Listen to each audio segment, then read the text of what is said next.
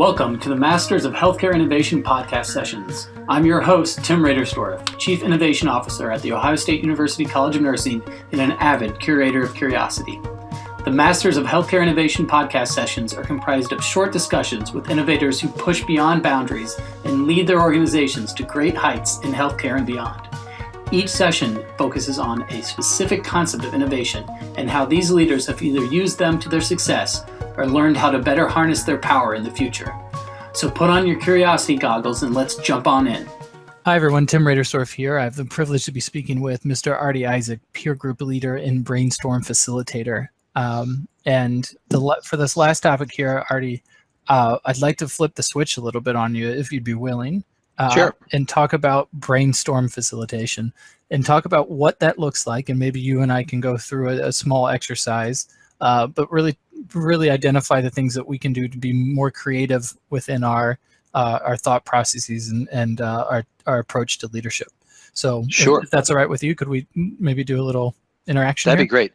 That'd be great. And what I'll do, is send you a document you can share online with your folks, and they can play with it at home. First thing that we would have to do is identify a brainstorm, right? I find that one of the biggest in corporate brainstorming isn't, do we have smart people? Are we attacking the problem? Are we coming up with great answers? Yeah, all that happens. The biggest mistake is we ask the wrong question.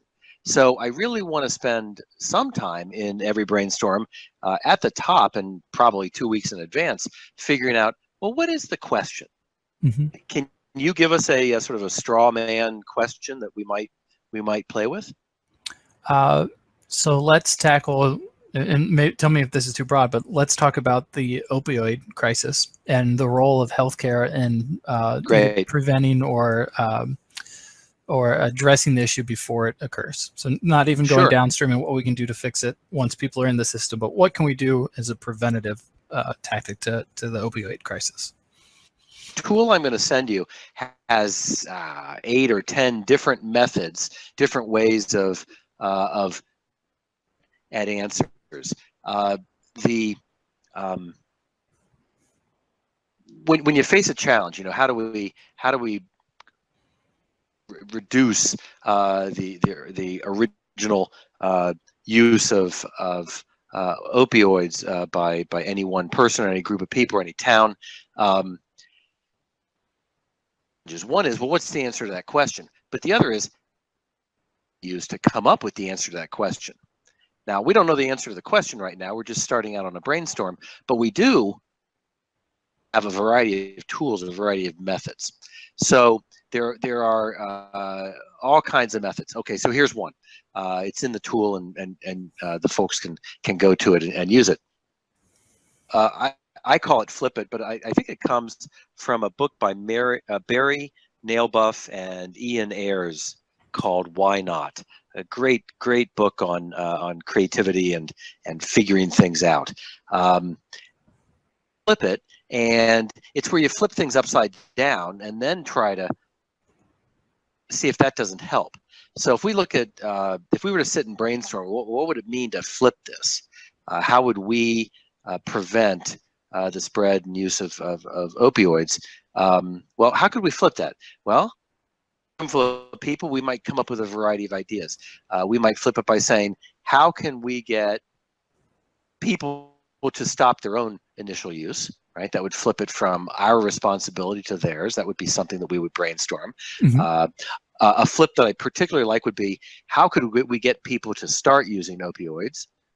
Mm. If we brainstormed how to get an otherwise unaffected town produce a full-blown epidemic, we'd come up with 100 different ways, and we might find that, hey, we're already doing 10 of those.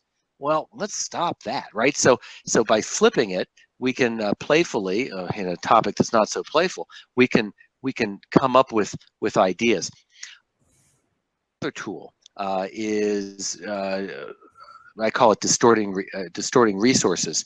This is where we ask ourselves, okay, with that challenge, if we had $5 million and 5 years, what would we do to address this preventative challenge? well, we'd come up with certain ideas that are well funded and have to it some time span. This tool reduces the amount of money in stages and reduces the amount of time in stages until we're left with, what would we do if we had $50 in 5 hours? Find is that resource-rich institutions, uncreative when they look at all their money and all their time, creative when they have very little time and very little money. And the opposite is also true. Strained organizations, not-for-profits, get very creative when I tell them, okay, now you have $5 or $50 million in 5 years. It's not practical. We're going to come up with ideas we can't afford. Separate brainstorm. Remove, have one brainstorm on coming up with ideas, and then have a second brainstorm on making unaffordable ideas affordable. What I'm racing through here is that there are a variety of ways to solve problems. Scratch our heads and say, what are we going to do to solve this problem? There are methods that we can use. I love the flip it conversation there in your point of how could we create the epidemic, because we, as providers, many of us could say that maybe we have. So that's a really unique viewpoint in saying, well, what did we do to contribute to this, and then how can we stop those things? And you can imagine this if we take a more domestic challenge. How do I get my kid to clean his room? We might ask ourselves, well, how can we get him to mess his room up more? Work with and brainstorm with him. Hey, let's brainstorm ways to get your room messier. Generally, the person wants a clean room. It's and so there's already motivation. Mm-hmm. Yeah. So I'll send you the tool, and that's something you can share. Excellent. Well, thanks so much for willing to do this and on the spot there, Artie. Sure. So quick exercise there on brainstorming and what you can do to develop new ideas. And let me just extend this just for a moment, Tim, if I could. Absolutely. There are warm-up exercises to any brainstorm. In my work, they come from the field of improvisation. I think people need to understand how to heighten their listening skills and their skills of affirming others, rather than knocking things down as they're created. So there are a variety of there's skill development in addition to the application of tools. So the tool but can be learned from a variety of sources. Excellent.